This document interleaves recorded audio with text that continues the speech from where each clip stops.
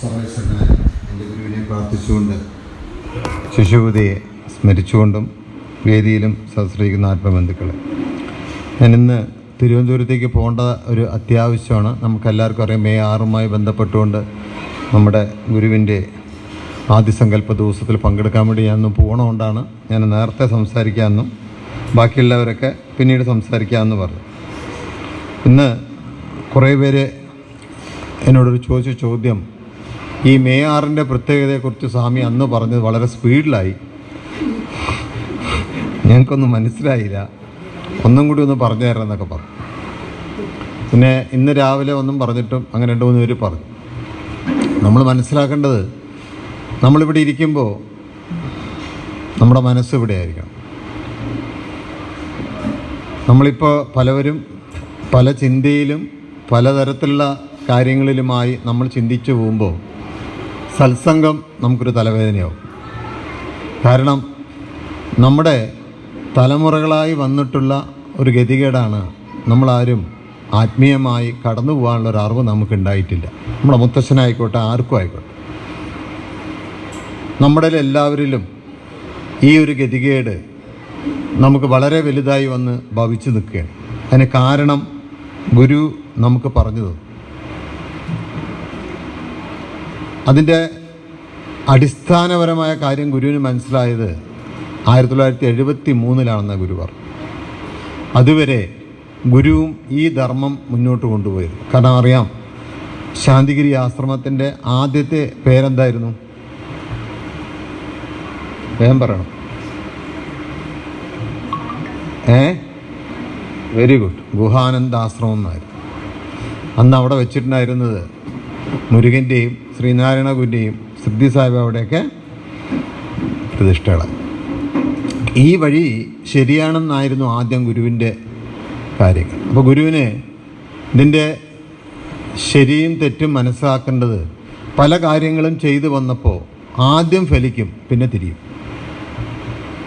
പിന്നെ ഇത് ഫലിക്കാതെ വരും. ഇതിൻ്റെ കാരണം എന്താണെന്ന് അറിയുന്നില്ല. അപ്പോൾ നമ്മളൊക്കെ പൊക്കഴിഞ്ഞാൽ നമ്മുടെ അസുഖത്തിൻ്റെ ഒരു കാര്യത്തിൽ ഗുരു ഇതിനെ പിടിച്ച് ചെയ്യുമ്പോൾ ആദ്യം ഒന്ന് ശരിയാവും, പിന്നെ ഒരാഴ്ച കഴിയുമ്പോൾ വീണ്ടും പഴയതുപോലെ തന്നെ അതേ പ്രശ്നങ്ങളായിട്ട് അവർ തിരിച്ചു വരും. ഇതിൻ്റെ കാരണം എന്താണെന്ന് അറിയുന്നില്ല.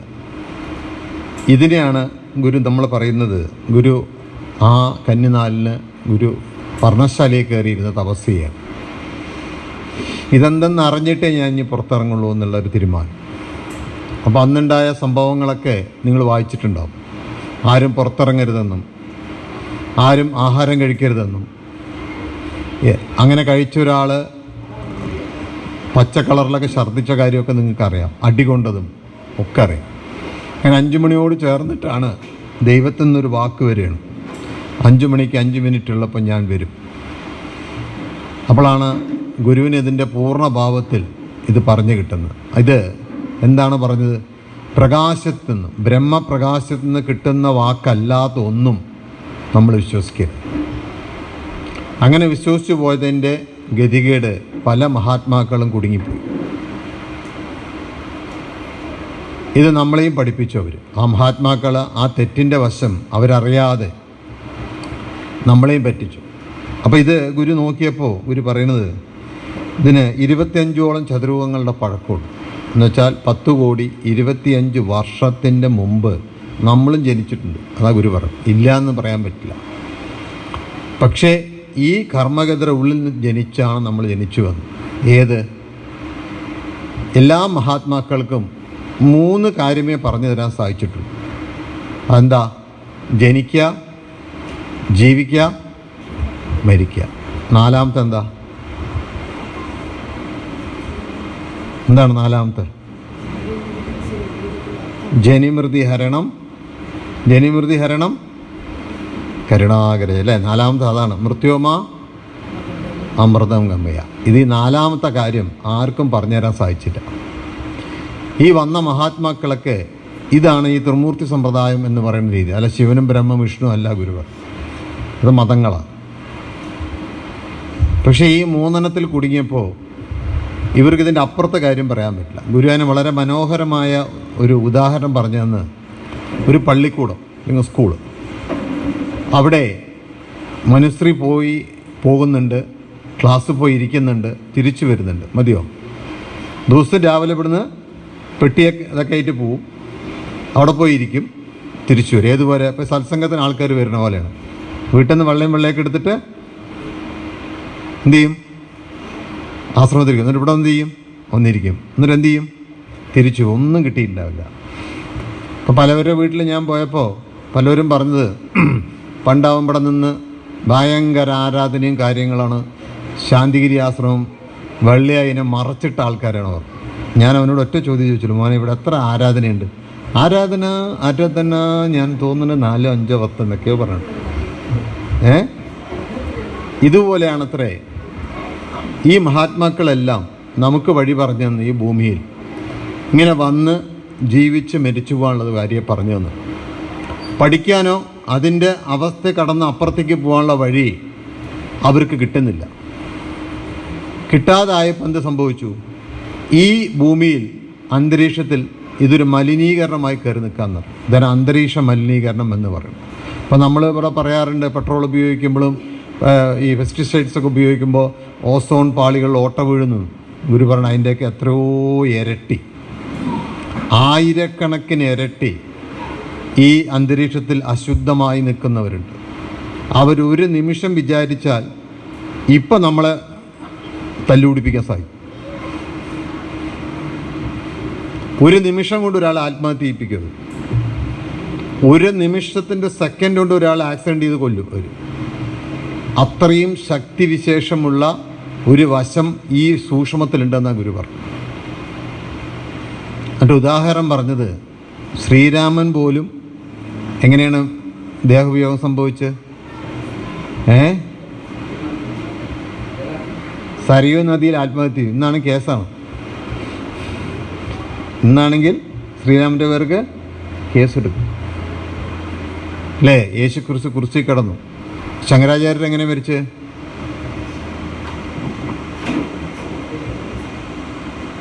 നമ്മൾ സിനിമയെ കണ്ടിരിക്കുന്നത് ദേവീൻ്റെ അടുത്തേക്ക് പോയി എന്നാണ്. ദേവിയെക്കാളും എത്രയോ ഉയർന്ന അവസ്ഥയിൽ ജനിച്ച ആളാണ് അദ്ദേഹം.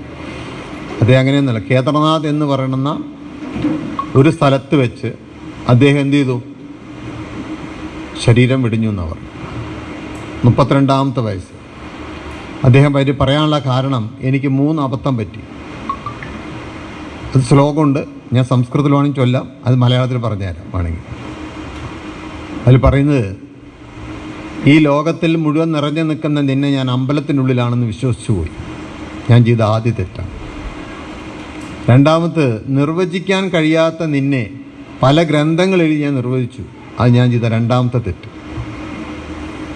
3ാമത്തെ ഞാൻ ചെയ്ത തെറ്റെന്താ? ഈ ലോകത്തിൽ നിറഞ്ഞു നിൽക്കണം നിനക്ക് വേണ്ടി ഞാൻ എന്ത് ചെയ്തു? ദേശാടനങ്ങൾ നടത്തി, തീർത്ഥയാത്രകൾ നടത്തി. ക്ഷന്തവ്യം, ക്ഷമിക്കണം എന്നോട്. ഈ 3 കാര്യത്തിനും വേണ്ടി ഞാൻ ചെയ്ത തെറ്റിന് നീ എന്നോട് ക്ഷമിക്കണം. ഇങ്ങനെ പറഞ്ഞിട്ടാണ് അവസാനം അദ്ദേഹം എഴുതി വെച്ച് മരിച്ചുപോയത്.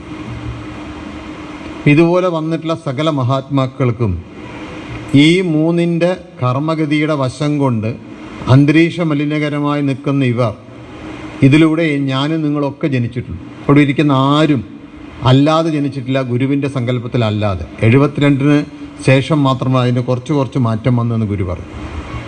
അത് പിന്നെ ഇപ്പോൾ ഗുരുവിൻ്റെ സങ്കല്പത്തിൽ ജനിക്കുന്ന കുട്ടികൾക്ക് ഈ പറയുന്ന ഗോത്രത്തിൽ കൂടെ ജനിക്കണ്ട. അപ്പം നമ്മൾ തമിഴ്നാട്ടിലൊക്കെ പോയി കഴിഞ്ഞാൽ പുഷ്പാഞ്ജലി എഴുതുമ്പോൾ എന്താ ചോദിക്കുക? ആദ്യം അറിയോ? ഗോത്രം ഏതാ ഗോത്രം എന്ന് ചോദിക്കും. ഇപ്പം ചരക ഗോത്രം, ശങ്കരഗോത്രം അല്ലേ? അറിയോ? അങ്ങനെ കുറേ സിദ്ധന്മാരുണ്ട്. ഭോഗർ ഗോത്രം, അഗസ്ത്യ ഗോത്രം. ഈ ഗോത്രത്തിൻ്റെ ഉള്ളിലിരിക്കുന്ന മഹാത്മാക്കൾ എന്ന് പറയുന്നത് ഇവരുടെ ഗോത്രത്തിൻ്റെ ആദ്യകാലത്തിൽ നിന്ന് തുടങ്ങിയതാണ്. ഇവരെല്ലാം തന്നെ ഈ പറയുന്ന ഘട്ടം കടക്കാത്തതുകൊണ്ട് ഇത് ചത്തും കെട്ടും ഇവർ കടന്നു പോകാൻ പറ്റില്ല. ഇവിടെ തന്നെ അങ്ങനെ ഒരു അനുഭവം ഗുരു പറഞ്ഞിട്ടുണ്ട്. ഈ കണ്ണൂർ അറിയോ ആർക്കെങ്കിലും? സിദ്ധ ശ്രീധരനെ കുറിച്ച് കേട്ടിട്ടുണ്ടോ? അറിയണ്ടോ? കേട്ടിട്ടുണ്ടോ? അവൻ ഒരു ദിവസം സംസാരിക്കാമെന്ന് പറഞ്ഞിട്ടുണ്ട് ഇവിടെ ഉപനിഷ് കേട്ടോ. എന്താണ് അതിൻ്റെ കാര്യം? അവർ വലിയ വിശ്വാസികളൊന്നും അല്ലായിരുന്നു. അവർ സിദ്ധാശ്രമത്തിൽ പോകുന്നവരാണ്.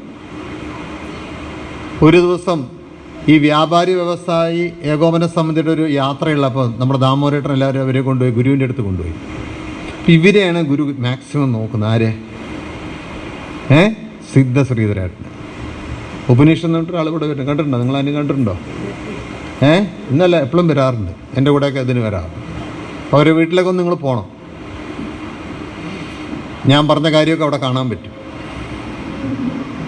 അപ്പോൾ എന്നിട്ട് ഗുരു പറഞ്ഞു, ഇനി ഞാൻ എപ്പോൾ കണ്ണൂർ വന്നാലും നിൻ്റെ വീട്ടിൽ ഞാൻ വരും.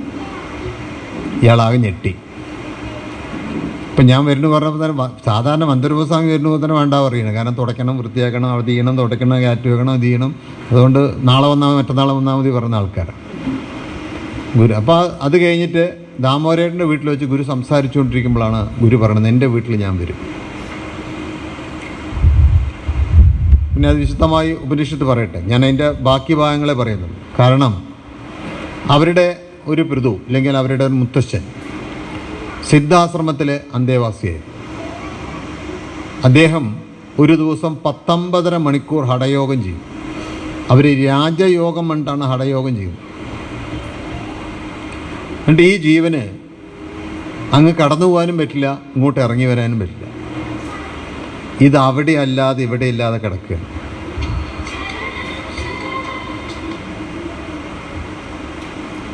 മനസ്സിലായോ? ഇവരെ ഒരു സമാധി ഇവരുടെ വീട്ടിലുണ്ട്. ഇപ്പോൾ ആ സമാധി മന്ദിരമൊന്നും പൊളിച്ചിട്ടില്ല. അവിടെ ഗുരുവിൻ്റെ കൊണ്ട് അതൊക്കെ അവൻ പറയട്ടെ, ഞാൻ പറയുന്നില്ല അത്. അപ്പോൾ അങ്ങനെ ചെയ്ത ആ ജീവൻ മുക്തി കിട്ടാതെ കിടന്ന് ബുദ്ധിമുട്ടുമ്പോഴാണ് ഗുരുവിനോട് യാചിക്കുന്നത്. ആരിലൂടെ? സിദ്ധ ശ്രീധരേട്ടനിലൂടെ യാചിച്ചതാണ്. ഇതിനെയാണ് സിദ്ധ ശ്രീധരനെ തള്ളിക്കൊണ്ടുവന്ന് എവിടെ കൊണ്ടുവന്ന്? ഗുരുവിൻ്റെ മുന്നിൽ കൊണ്ടുവന്നു. എന്നിട്ട് ഗുരു ഇവരെല്ലാവരെയും വിളിച്ച് കയറ്റുകയാണ്. ബാക്കിയുള്ള കാര്യം അദ്ദേഹം പറയും. എന്നിട്ട് പറഞ്ഞു കൊടുക്കും, ഓരോരുത്തരുടെ അസുഖങ്ങളൊക്കെ കാണിച്ചിട്ട് പറയും, ഇത് ഇങ്ങനെ ചെയ്തുകൊണ്ടാണ്. എന്നിട്ട് ശിശുപുത്രത്ത് പിടിക്കാൻ പറഞ്ഞു. കിട്ടുന്നില്ല. കാരണം ആ ജീവൻ കടുകമണി പോലെ പ്രകാശമായി മാറി ഇത് അതിവേഗതയിൽ പോവുകയാണ്. അവസാനം ഒരു 10 മിനിറ്റ് ഇതിൻ്റെ കാര്യങ്ങളൊക്കെ ഞാൻ വിശദമായി പിന്നെ ഒരു ദിവസം പറയാം അതിനെക്കുറിച്ച്. അത് ഗുരു 1 മണിക്കൂറാണ് സംസാരിച്ചതെന്ന് പാലക്കാട് വെച്ചിട്ട്. ശിശുപൂതി തന്നെയും പഞ്ചസാറൊക്കെ ഉണ്ടത്. അതിന് നോക്കുമ്പോൾ ഈ കടുകമണിക്ക് ചുറ്റും ഒരു പ്രകാശം. ഗുരു പറഞ്ഞ പിടിക്കാൻ മാറി. അപ്പം തന്നെ ഗുരു പറയും, എനിക്ക് ഇവിടുന്ന് പോകണം, ഞാൻ വയ്യാതെയോ, എൻ്റെ ശരീരം കൊണ്ട് ഇത് താങ്ങില്ല.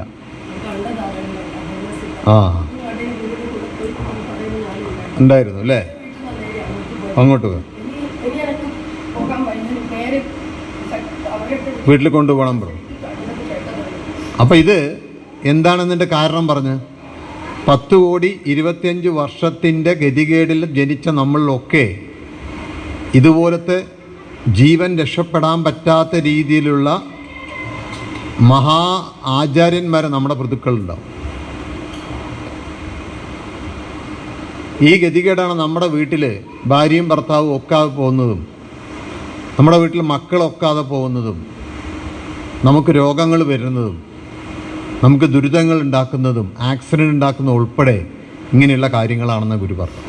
അപ്പോൾ ഈ ഗോത്രത്തിൽ കിടക്കുന്ന ജീവൻ ഇങ്ങനെ അങ്ങോട്ടും ഇങ്ങോട്ടും ഇല്ലാതെ ഗതികെട്ട് കിടക്കുമ്പോൾ നമ്മുടെ വീട്ടിൽ നമുക്ക് സ്വസ്ഥതയുണ്ടാവുമോ? കുട്ടികൾ ശരിക്കും പഠിക്കുമോ?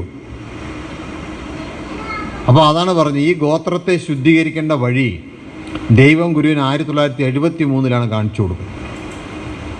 എന്നിട്ട് പറയുന്നത് ഇതിനെ ഓരോന്നായി ശരിയാക്കണം. അതുകൊണ്ടാണ് ഗുരുവിന് ആദ്യമായി പിന്നീട് എന്ത് കാണിച്ചു കൊടുത്ത്? പ്രതിഷ്ഠ കാണിച്ചു കൊടുത്തു. ഞാൻ അതിനെക്കുറിച്ചൊക്കെ നിങ്ങളോട് പ്രാവശ്യം പറഞ്ഞതാണ് അല്ലേ?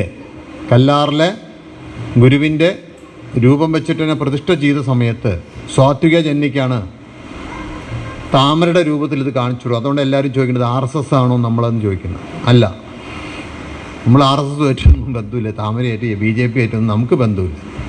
നമുക്ക് ദൈവം കാണിച്ചു തന്നത് ശ്രീകൃഷ്ണനെ പോലെ ശേഷം 2444 ഗുരുക്കന്മാർ ഈ ചതുർയുഗങ്ങൾക്ക് മുമ്പ് വന്നിട്ടുള്ള തെറ്റ് തിരുത്താനായി ഈ ഭൂമിയിൽ വന്നിട്ടുണ്ടായിരുന്നു. അവർക്ക് ആർക്കും തന്നെ ഈ പ്രകാശത്തിൻ്റെ ഘട്ടം കടന്നു പോകാൻ സാധിച്ചില്ല. അതുകൊണ്ട് അവരെല്ലാം വീണുപോയി. അത് കടക്കണമെങ്കിൽ, ഈ ധർമ്മം സൂക്ഷിച്ച് മുന്നോട്ട് പോകണമെങ്കിൽ ദൈവകാരുണ്യം വേണം. അപ്പോൾ ഈ 2444 ഗുരുക്കന്മാരിലെ പോലെ തന്നെ നമ്മുടെ തന്നെ പ്രതിക്കളായ പല ഗോത്രത്തിൽ കിടക്കുന്ന പല ആചാര്യന്മാരുടെയും കർമ്മഗതി ഈ ഭൂമിയിൽ തിങ്ങി വെങ്ങി നിൽക്കുകയാണ്. അതാണത്ര ഭൂമി 21 ഡിഗ്രി ചെറിയാൻ കാരണം. ഗുരു എപ്പോഴും ചോദിക്കാറുണ്ട്, എങ്ങനെടാ 3-2 വെള്ളം വന്നു? ഒപ്പത്തിനൊപ്പമല്ലേ വരേണ്ടത്. ഇത് ഈ കർമ്മഗതിയാണെന്ന് പറഞ്ഞു.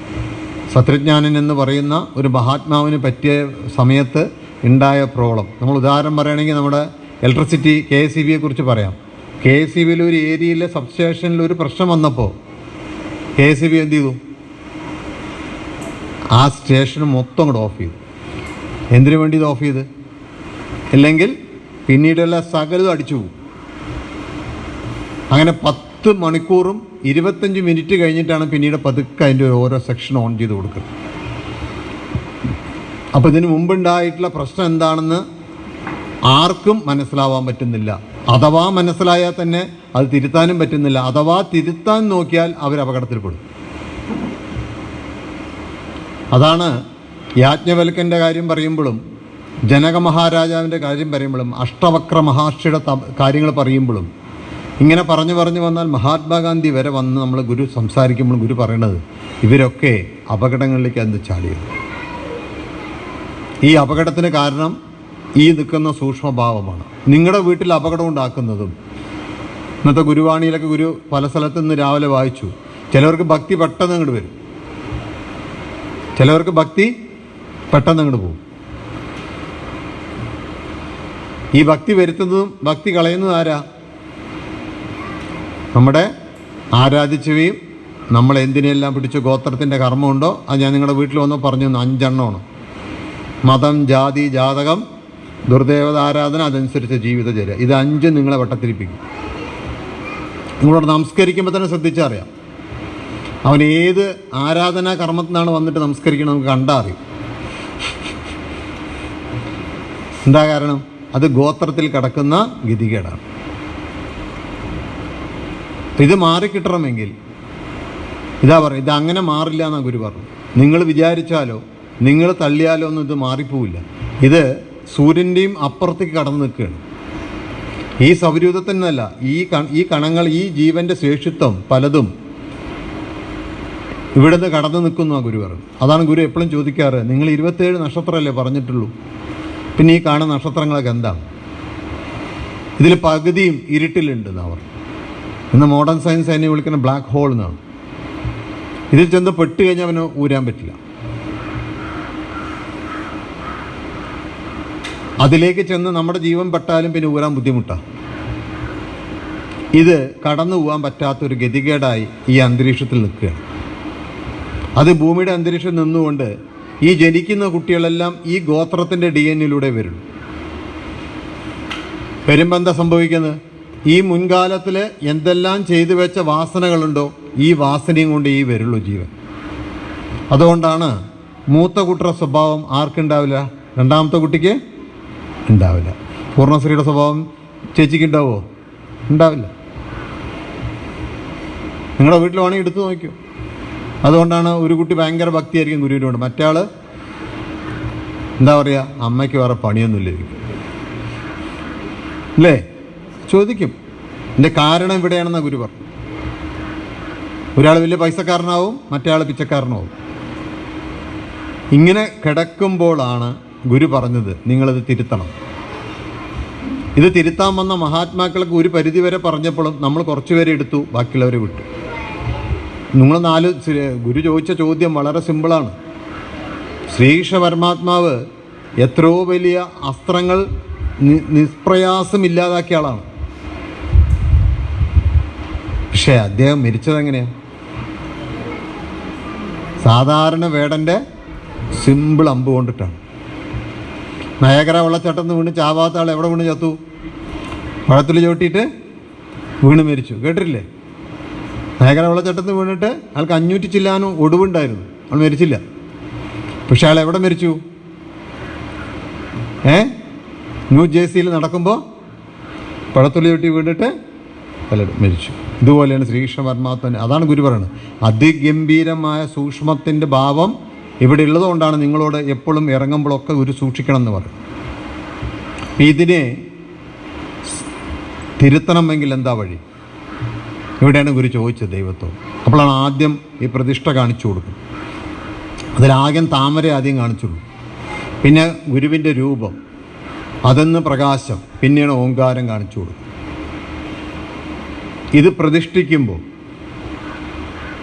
ഗുരു ഇവിടെ കിടപ്പിലാവുക. കാരണം എന്താ? ഈ പറയുന്ന മഹാത്മാക്കളെല്ലാം നമ്മളെപ്പോലെ ഈ ശാന്തിഗിരി ആശ്രമത്തിൽ വരുമ്പോൾ നമ്മളെ ഹാർട്ട് അറ്റാക്കും മന്നനാളവും ചുരുക്കുന്നതും നമുക്ക് ഈ ശ്വാസം കിട്ടാതെ ആക്കുന്നതും ഒക്കെ ചെയ്യുന്ന ആരാ? ഈ സൂക്ഷ്മഭാവം. എന്ന പോലെ ഗുരുവിനെ ആ സൂക്ഷ്മഭാവത്തിൽ ശരീരം കൊണ്ട് ഉപദ്രവിച്ചു. എന്നാൽ കുറേ മഹാത്മാക്കൾ ഇതിൽ മാറി നിന്നു. ഗുരു ആകെ വിഷമിച്ചു പോയി. ദൈവം പറഞ്ഞിട്ടാണ് ഞാൻ എന്ത് ചെയ്ത് കണ്ണൂർ ആശ്രമത്തിൽ നമ്മൾ വരും അല്ലേ? അപ്പോൾ കണ്ണൂർ ആശ്രമത്തിൽ പകുതി പേരെന്ത് പറയണം? ഞങ്ങൾ ഇപ്പോൾ വരുന്നില്ല എന്ന് മാറി നിന്നു. ഗുരുവിനാകെ വിഷമായി. അപ്പോൾ ദൈവം പറഞ്ഞത് എന്താണ് ദൈവം പറഞ്ഞത്? ഇതല്ലാതൊരു വഴി വേറെ ഇല്ല, അതുകൊണ്ട് നീ പേടിക്കേണ്ട, അവർ വന്നോളൂ. അങ്ങനെയാണ് ഏപ്രിൽ 23 പ്രതിഷ്ഠാ പൂർത്തീകരണ ദിനം വന്നു. ഫെബ്രുവരിയിൽ തുടങ്ങിയിട്ട് ഈ സങ്കല്പം ചെയ്ത് ഓരോ പരമ്പര, അങ്ങനെ പരമ്പര വരുമ്പോൾ ഇവിടുത്തെ ഓരോരുത്തരെ വിളിപ്പിക്കും ഗുരു. വിളിപ്പിച്ചിട്ടുണ്ട്. നിങ്ങൾക്കറിയോ ആ കാലത്ത്? എന്നെക്കുറിച്ചൊക്കെ അറിയോ? അറിയില്ല, സാരില്ല. ഓരോ ദിവസങ്ങളിൽ പൂർത്തീകരണം എന്ന രീതിയിലും കാര്യത്തിലൊക്കെ ചിലപ്പോൾ തലകൂടെ വെള്ളം ഒഴിച്ചു വന്ന് നിൽക്കാൻ പറയും. ചിലവരോട് എന്തു ചെയ്യും? ഈറിനെ മാറ്റിയിട്ട് വെള്ള വസ്ത്രം എടുത്തിട്ട് വരാൻ പറയും. നക്ഷത്രത്തിൻ്റെ കണക്കിൽ ഓരോ ഗണത്തിലും വന്ന് ഇങ്ങനെ ചെയ്ത് പൂർത്തീകരിച്ച് വന്ന കർമ്മങ്ങൾ അവിടെയുണ്ട്. അങ്ങനെ 33 പൂർത്തീകരണം നടന്നു എന്നാണ് പറയും. എന്നിട്ടും അതാണ് ഗുരു പറഞ്ഞത്, ഇത് പൂർണ്ണമായില്ല, ഇതിൽ നടക്കുകയാണ്. കാരണം ദൈവത്തിൻ്റെ തുല്യമായ ആരുണ്ട്? ദൈവത്തിൻ്റെ തുല്യമാരുണ്ട്? ഈ സൂക്ഷ്മഭാവമുണ്ട്. ഇവരത്ര മോശക്കാരൊന്നുമല്ല. നമ്മളെന്നും ഉപദ്രവിക്കില്ല, പേടിക്കണ്ട. ഇതിലേക്ക് കയറി വരുന്നവരെ അവർ ഉപദ്രവിക്കുള്ളൂ. നമ്മളെന്ത് ചെയ്യില്ല, നമ്മളെ ഇവർ ഉപദ്രവിക്കുമോ? തോന്നുന്നുണ്ടോ? അവർക്ക് നല്ല ബുദ്ധിയുള്ളവർ. നിങ്ങളെ ഉപദ്രവിച്ചിട്ട് സമയം കളഞ്ഞിട്ട് കാര്യമില്ല. നിങ്ങൾ ആൾറെഡി ഇത് കിടപ്പിലാണ്. എല്ലാ ഉറക്കത്തിൻ്റെ ആശാന്മാരാണ്. നമുക്ക് ഗുരുവിൽ വിശ്വാസക്കുറവാണ്. അതെ അല്ലേ? നമുക്കൊക്കെ ഗുരുവിൽ വിശ്വാസം ഉണ്ടെന്നേ ഉള്ളൂ. പക്ഷേ ആ കർമ്മത്തിൽ വരുമ്പോൾ നമ്മളെന്ത് ചെയ്യും? നമ്മൾ ബ്രേക്ക് ഇടും. അത് മിക്ക വീടുകളിലും ഞാൻ പോയപ്പോൾ കണ്ടു. ഭയങ്കര ഭക്തിയാണ്, ഓങ്കാരമൊക്കെ വെച്ചിട്ടുണ്ട്. പക്ഷെ മക്കളുടെ കാര്യവും കല്യാണമൊക്കെ വരുമ്പോൾ എന്ത് ചെയ്യും? ഓങ്കാരം അവിടെ ഇരുന്നോട്ടെ, സ്വാമി നമുക്ക് ജാതി മതമൊന്നും പറ്റില്ല, അതൊന്നും പറ്റില്ല. പിന്നെ കുട്ടിയുടെ മുടിയുടെ നീളം നോക്കണം, കുട്ടിക്ക് എന്ത് സ്വത്ത് കിട്ടും നോക്കണം, അല്ലേ? ഈ ബ്രഹ്മത്തിന് തെറ്റുപറ്റുകയും ശാസ്ത്രജ്ഞാന് തെറ്റുപറ്റുക അതൊന്നും ഞങ്ങൾക്ക് അറിയേണ്ട കാര്യമില്ല. ഞങ്ങളിപ്പോൾ തൽക്കാലം ഞങ്ങളുടെ ഈ കാര്യങ്ങളൊക്കെ നോക്കട്ടെ വരും. ഇത് തെറ്റല്ല. ഇത് നമ്മുടെ ജീവനിൽ ഇതുപോലെ നമ്മളെ കൊണ്ടുപോയി അപകടത്തിലേക്ക് ആക്കുന്ന അതിശക്തമായ കർമ്മങ്ങളുണ്ട്. അതാണ് ചിലവർ ശാന്തിഗിരി ആശ്രമത്തിൽ നിന്ന് ഭയങ്കരമായിട്ട് കർമ്മം ചെയ്യും. അപ്പോൾ ഗുരുവിനെ വിളിപ്പിക്കേണ്ട, നീ അത്ര ചെയ്യേണ്ട മതി വരും. ചിലവർ ഭയങ്കര പ്രാർത്ഥനയായിരിക്കും, ഇറങ്ങില്ല, പ്രാർത്ഥനാലയത്തിൽ നിന്ന് ഇറങ്ങില്ല. അങ്ങനെ എപ്പോൾ കാണിച്ചു തരാറുണ്ട്. അപ്പോൾ വിളിപ്പിക്കും ഗുരു, മതി നീ അത്രയും ചെയ്യേണ്ട പറയും. പതുക്കെ ചെയ്യാൻ പറയും, വന്നും പോയി നിൽക്കാൻ പറയും.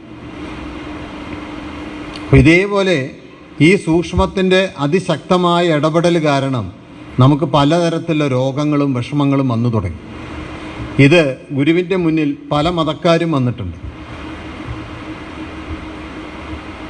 അപ്പോൾ അതിലെന്താ കാര്യം പറഞ്ഞു കഴിഞ്ഞാൽ, അവിടെ ഉണ്ടായൊരു സംഭവമാണ്. എൻ്റെ അടുത്ത് സുരേന്ദ്രൻ പറഞ്ഞൊരാളാണ് അവിടെ പറഞ്ഞത്. മഹേഷിൻ്റെ ഏട്ടനായ സുരേന്ദ്രൻ, അയാൾ ഒരു എഞ്ചിനീയറാണ്. അയാൾക്ക് ഇന്ന് നമ്മുടെ ഇവനൊക്കെ സത്പ്രിയനൊക്കെ നിൽക്കുന്നത് പോലെ ആശ്രമത്തിൽ നിന്നിട്ട് പൂജ ചെയ്യുന്ന ആൾക്കാരായിരുന്നു. അന്ന് എന്താ പറഞ്ഞാൽ, ഇസ്ലാമിക സഹോദരന്മാരും അവിടെ വരും അസുഖം പിടിച്ചിട്ട്, ക്രിസ്ത്യൻ സഹോദരന്മാരും അസുഖം പിടിച്ച് വരും, നമ്മളും വരും, ക്യാൻസർ പിടിച്ചിട്ടും അസുഖങ്ങൾ പിടിച്ചിട്ടൊക്കെ വരും. അപ്പോൾ ഗുരു അവരോട് പറയുന്നൊരു കാര്യം, നിങ്ങളൊരു 7 ദിവസം ഇവിടെ നിൽക്കേണ്ടി വരും, അല്ലെങ്കിൽ 10 ദിവസം നിൽക്കേണ്ടി വരും, 11 ദിവസം നിൽക്കേണ്ടി വരും. ശരിയാണ്. 11 ദിവസം കഴിയുമ്പോൾ മുഹമ്മദ് തിരിച്ചു പോകും, മത്തായി തിരിച്ചു പോകും, മാധവേട്ടൻ അവിടെ തന്നെ കിടക്കും. മാധവേട്ടൻ്റെ അസുഖം മാറും, വേറൊരു അസുഖം തുടങ്ങും. മാധവേട്ടൻ്റെ മകൾക്ക്, മത്തായിയുടെ മക്കൾ കാറ് കയറിപ്പോയി, മുഹമ്മദിൻ്റെ മക്കളും കാറ് കയറിപ്പോയി, അല്ലേ? മാധവേട്ടൻ്റെ മക്കളോ അവിടെ തന്നെ നിൽക്കുക. ഇതെന്താണെന്ന് മനസ്സിലാവുന്നില്ല. അപ്പോൾ ഗുരു അന്ന് എല്ലാ ദിവസവും ആരാധന കഴിഞ്ഞാൽ, വൈകുന്നേരത്തെ ആരാധന കഴിഞ്ഞാൽ എല്ലാവരോടും സംസാരിക്കും. സന്ധ്യാമ്മയ്ക്ക് ഉണ്ടപ്പോൾ എനിക്കറിയില്ല, ഉണ്ടോ? വൈകുന്നേരത്തൊക്കെ ഉണ്ടായിരുന്നോ നിങ്ങളുടെ കാലത്ത്? അന്നതിന് മുമ്പായിരുന്നു.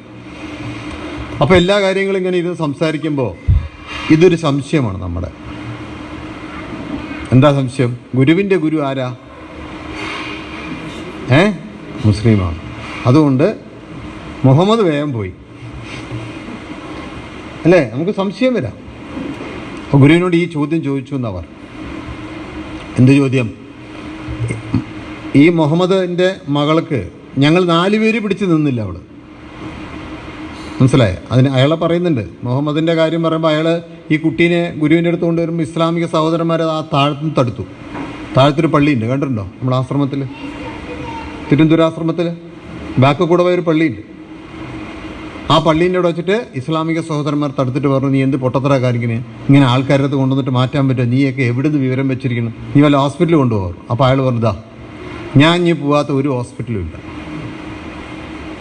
റെക്കോർഡ്സ് മുഴുവൻ എൻ്റെ ഉണ്ട്. ഇതാ ഈ കുട്ടിയെ നിങ്ങളെ തരാം, പള്ളിയിൽ നിർത്തിക്കുക, ഈ അസുഖം മാറ്റി തന്നാൽ മതി. അവർ നിർത്തുമോ?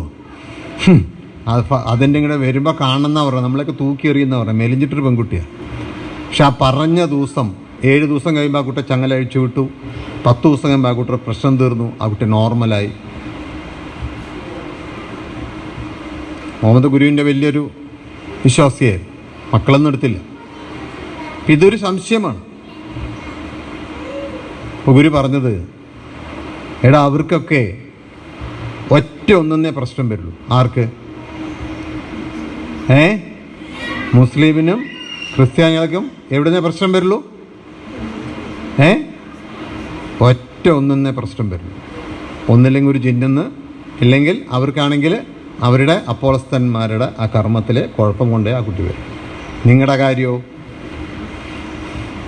38 മുക്കോടി പ്ലസ് നമ്മളിവിടെ കുറേ ആളെ കയറ്റിയിട്ടുണ്ട്.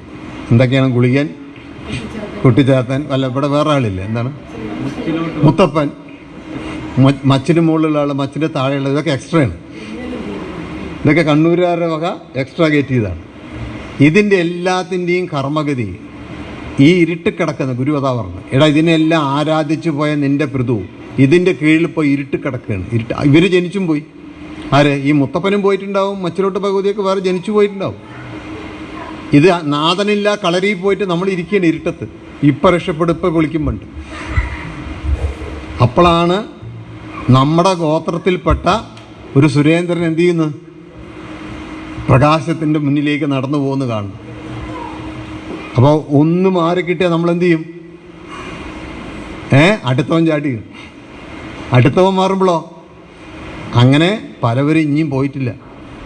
അവരിപ്പോൾ അവിടെ അവരെ മക്കളൊക്കെ സന്യാസിമാരായി. കാരണം എന്താ? ഇതിങ്ങനെ ഓരോന്നായി ഗോത്രത്തെ ശുദ്ധീകരിച്ചുമാണ് ഗുരു.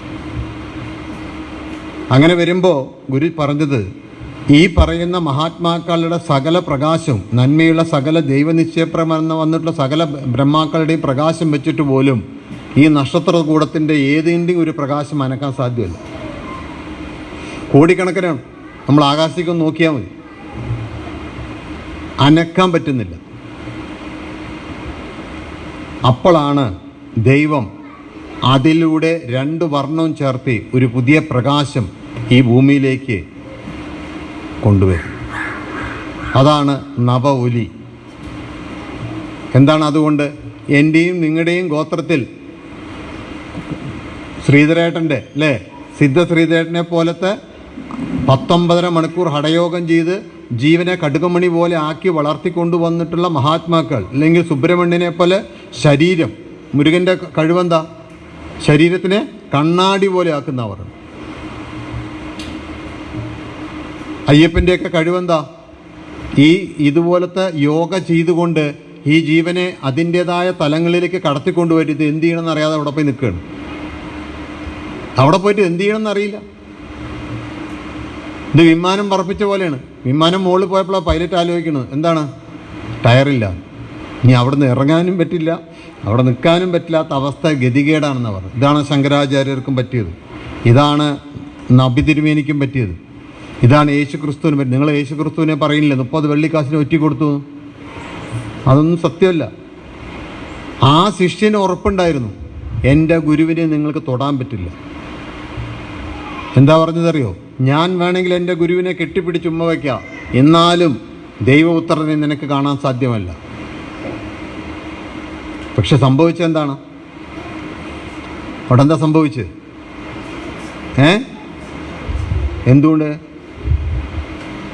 എന്തുകൊണ്ടാണ് സംഭവിച്ചത്? അങ്ങനെ പറയാൻ പറ്റുമോ? അതുകൊണ്ടാണ് അദ്ദേഹം കുരിശിൽ കിടന്ന് ചോദ്യം ചോദിക്കുന്നുണ്ട് ദൈവത്തോട്. എന്താ ചോദിച്ചത്? നിങ്ങളൊക്കെ ചോദിക്കുന്ന പോലെ തന്നെ, ഏല സമാധിനി, ദൈവമേ ദൈവമേ നീ എന്തിനു എന്നെ കൈവിട്ടു? ദേവന ശാന്തിഗിരിയിലെ കണ്ണൂരുകാരും ചോദിക്കണം, ഗുരുവേ ഗുരുവേ എന്നെ എന്തിനു കൈവിട്ടു? എന്താണ് അയാൾ കൈവിടാൻ കാരണം? എന്താണ് കാരണം? ഗുരു പറഞ്ഞു തന്നിട്ടുണ്ട്. അറിയോ യേശുവിനെ കൈവിടാൻ കാരണം? ദൈവം അങ്ങനെയൊന്നും കൈവിടുന്ന ആളല്ല. പറയാൻ പറ്റുമോ ആർക്കെങ്കിലും? എന്തോ പറയുന്നുണ്ട്, ശബ്ദം പുറത്തു വരുന്നില്ല. ഗുരു പറഞ്ഞത്, ആദ്യം യേശുവിനോട് അത്ഭുതം കാണിക്കാൻ പറഞ്ഞപ്പോൾ യേശു എന്താ പറഞ്ഞത്? അപ്പം കൊണ്ടല്ല മനുഷ്യൻ, ദൈവവാക്കുകൊണ്ടാണ് ഞാൻ ചെയ്യുന്നത്. അപ്പോൾ പിശാച് കാത്തിരുന്നു, നിനക്ക് പണിയുണ്ട്, നിനക്ക് ഞാൻ പണി തരാം. എന്ത് ചെയ്തു? കാനായിൽ കല്യാണം വന്നപ്പോൾ അമ്മയിലൂടെ പണി തുടങ്ങി അല്ലേ? അത് പിന്നീട് എന്തായി? പല പല അത്ഭുതങ്ങളിലേക്ക് അത് കടന്നുപോയി. ഈ അത്ഭുതങ്ങളൊക്കെ എല്ലാം പിന്നീട് എന്തായി? ഇന്ന് വലിയ കാര്യമാണ് അവർക്ക് അത്ഭുതം, വലിയ കാര്യം. അതുകൊണ്ടാണ് ഗുരു പറഞ്ഞത്, അത്ഭുതം നായക്കാട്ടം പോലെ കളയണം. കാരണം ദൈവത്തിന് ബുദ്ധിയില്ലാത്തതുകൊണ്ടല്ല ഒരാളെ കണ്ണുപൊട്ടനായി ജനിപ്പിക്കും അല്ലേ? ഇപ്പോൾ മനുസ്ത്രീക്ക് ഇമ്പോസിഷൻ കൊടുക്കണം അധ്യാപകൻ. എന്തിനാണ് തരുന്നത്? എന്നോട് ദേഷ്യം തീർക്കാനാണോ? എന്നെ കൊല്ലാനാണോ? പിന്നെന്തിനാ? നീ നന്നാവാനാണ്. അപ്പം നമുക്കൊരു കാര്യം വരുന്നത് എന്തിനാ? നമ്മുടെ 7 തലമുറ ചെയ്തു വെച്ചിട്ടുള്ള ഏതോ ഒരു കർമ്മഗതിയെ പൊട്ടിക്കാനാണ് ഒരു അസുഖമായിട്ട് നമുക്ക് വരുന്നത്. ഇതൊരു പരീക്ഷണം പോലെ കാണുമ്പോൾ ഇതിനെ ഞാൻ എന്ത് ചെയ്യരുത്? മാറ്റിക്കൊടുക്കരുത്. ഈ മാറ്റിക്കൊടുത്ത കർമ്മം വന്നപ്പോഴാണ് ദൈവം എന്ത് ചെയ്ത്? കൈവിട്ടു. ഇത് മനസ്സിലായി ആർക്ക്? യേശുദേവന്. അപ്പം അദ്ദേഹം എന്ത് ചെയ്തു? തലേ ദിവസം തന്നെ ശിഷ്യന്മാരോട് പറഞ്ഞു, നിങ്ങൾക്ക് എന്നെ രക്ഷിക്കാൻ പറ്റും, നിങ്ങൾ പ്രാർത്ഥിക്കണം. ശിഷ്യന്മാരെന്ത് ചെയ്തു? നമ്മളെപ്പോലെ തന്നെ സുഖമായി കിടന്ന് ഉറങ്ങി. രാവിലെ ആരാധനയ്ക്ക് വരാൻ പറഞ്ഞ് നമ്മളെന്ത് ചെയ്യും? വേഗം പറ പൂർണ്ണശ്രീ. നല്ല കൂർക്കമ്പിലാണ് അവിടെ, കുറഞ്ഞ ശബ്ദം കേൾക്കാം അല്ലേ? നമ്മൾ രക്ഷപ്പെടാൻ വേണ്ടിയിട്ടാണ് ഗുരു പറയുന്നത്. നിങ്ങൾ ബ്രഹ്മമുഹൂർത്തത്തിൻ്റെ നിർമ്മാല്യം നടക്കുമ്പോൾ നിങ്ങൾ എന്ത് ചെയ്യണം? ഉണർന്ന് പ്രാർത്ഥിച്ച് നിൻ്റെ ശരീരത്തിലൂടെ നിൻ്റെ ജീവനെ രക്ഷിച്ചെടുക്കാൻ വേണ്ടി നമുക്ക് തന്ന പോലെ ശിഷ്യന്മാരോട് പറഞ്ഞപ്പോൾ അവർ ഉറങ്ങിപ്പോയി. അവർ ഉറക്കിയതാണെന്നാണ് പറയുന്നത് അല്ലേ? പിന്നീട് എന്താ സംഭവിക്കുന്നത്? അദ്ദേഹത്തിനെ കുരിശിൽ കൊണ്ടുപോകുമ്പോഴെല്ലാം അദ്ദേഹം പറയുന്നുണ്ട്, ഇതെൻ്റെ തന്നെ കുഴപ്പം തന്നെയാണ്, പക്ഷെ നീ ആ ശിഷ്യന്മാരെല്ലാം പേടിച്ചുകൂടി. അന്ന് ഒരു ശിഷ്യൻ കയറി നിന്നാൽ മതി മുന്നിൽ, ഇതെൻ്റെ ഗുരുവാണ്, എൻ്റെ ഗുരുവാണ് ഈ നിൽക്കുന്നത് എന്ന് ധൈര്യത്തോടെ പറയാൻ ഒരു ശിഷ്യനുണ്ടായിരുന്നെങ്കിൽ അന്ന് ആ കുരിശുകയറ്റൽ അവിടെ നടക്കില്ല. അന്ന് ഇസ്രയേലും പാലസ്തീനും പ്രശ്നമില്ല. എന്താണ് അവിടുത്തെ പ്രശ്നം? യേശുവിനെ കുറിച്ച് തറയ്ക്കാൻ മുമ്പ് കരയുന്ന അമ്മമാരെ നോക്കിയിട്ട് ഗുരു പറയാണ്, ആര്? യേശു ക്രിസ്തു. എന്താ പറയണത്? നിങ്ങൾ എന്നെ നോക്കിയിട്ട് കരയരുത്. പിന്നെ എന്തിനെ നോക്കി കരയാനാ പറഞ്ഞ്? എന്ത് നോക്കി കരയാനാ പറഞ്ഞ്? ആ ആ ആ